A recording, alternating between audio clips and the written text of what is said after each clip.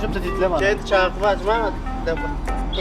Mava 2015 12 yıl ahırı 16 tane maşina şiyan boşa toluk bağ maşinadaki pulusa 15.800 pul qayda maşina 1.5 el motora T motora emas maysarpiya tüven deydigan dostlar.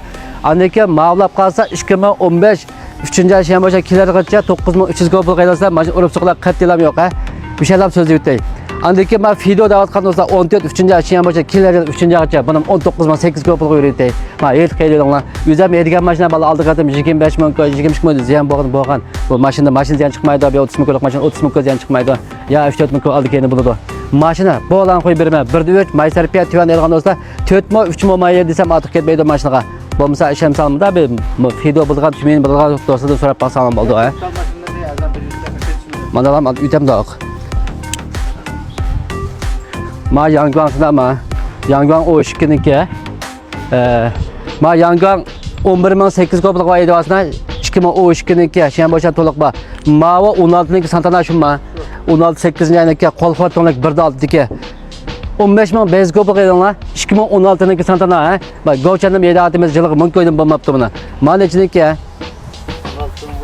2016'ninki 7 vasına bunun 2300 koplik'a. Andaki meyadik maşallah az üretmeyi meytikçe. Ma 13'ninki o 2300 koplik edasına Nissan ne? Cili 16 mı daş? 15'ninki. Bunu meydanlar 9300 kopulga.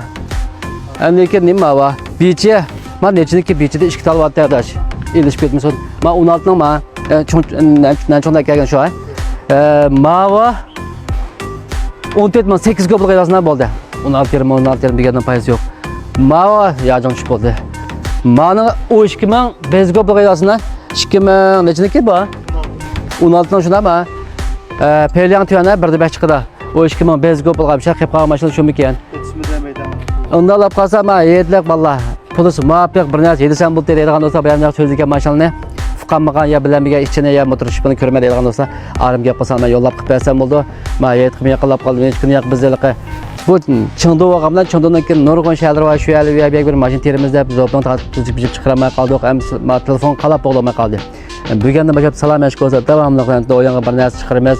Unda chaqantirlar bayanlar so'zlab bergan mana shu ufqamga yalib qolsa arim gap qilsanglar men arim yo'llab bersam bo'ldi. Telefon numarim bilan atgan cho'ng yoshli odamlar qolsa 138 99 19 72 03 ha. Mana shunga aloqalasam bo'ldi. Ve ishim shunga chiqdi. Unda qolsa ham mana ko'p rahmat kelar sani ko'rishdik.